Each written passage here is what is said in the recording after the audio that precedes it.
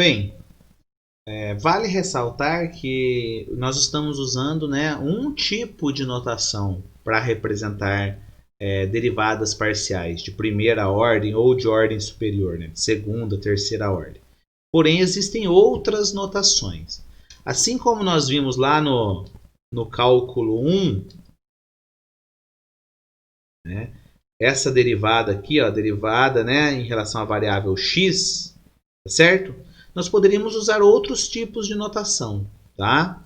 E aqui, por exemplo, nós poderíamos usar essa daqui.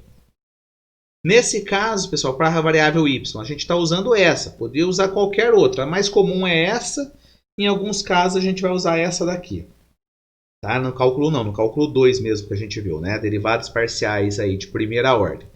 E para representar as derivadas parciais de segunda ordem? Nós estamos usando essa daqui, até o momento, ó. Mas eu poderia usar essa daqui também. Tá? F de xx1, dois índices aqui. Então, aqui entende que derivou duas vezes em relação à variável x. Tá? Então, estamos usando essa. Poderíamos usar qualquer uma dessas daqui, inclusive essa daqui. Tá? O que eu vou chamar a atenção de vocês é que nessa daqui, ó, que nós estamos usando, ó, que significa? A gente derivou primeiro em relação à variável x, depois em relação à variável y. Ela é a única que escreve nesse sentido aqui, ó. Tá? Essas outras é sempre nesse sentido. Tá? Então, se você olhar para essa notação aqui, que em alguns momentos vai aparecer, ó, qual que é a leitura que eu faço? É a mesma dessa.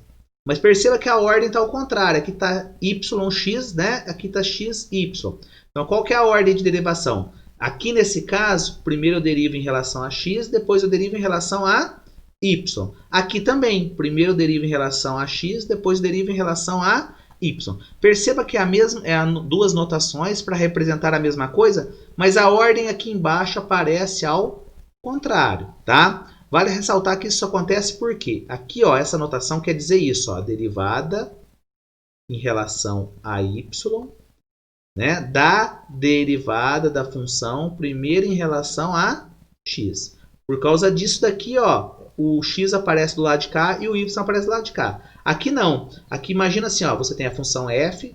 Essa função f, eu derivo ela primeiro em relação a x. O resultado dela eu derivo em relação a y. Tá? Então são notações diferentes. A ordem aqui muda. Então tomem cuidado com isso. Tá certo?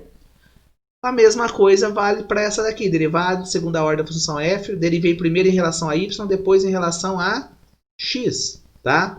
É a mesma dessas daqui, ou f de yx, certo?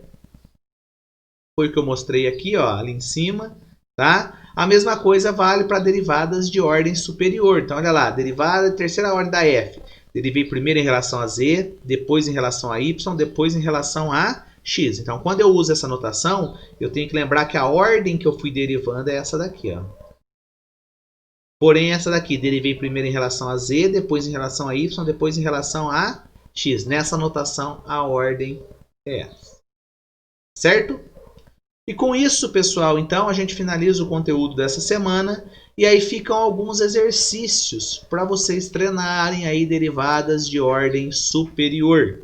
Tá bem? Então façam os exercícios aí e qualquer dúvida eu estou à disposição, tá certo? A gente se encontra então na webconferência para poder tirar dúvidas ou pelo fórum de dúvidas ou ainda no atendimento discente que acontece toda semana, tá certo? Um abraço, tudo de bom.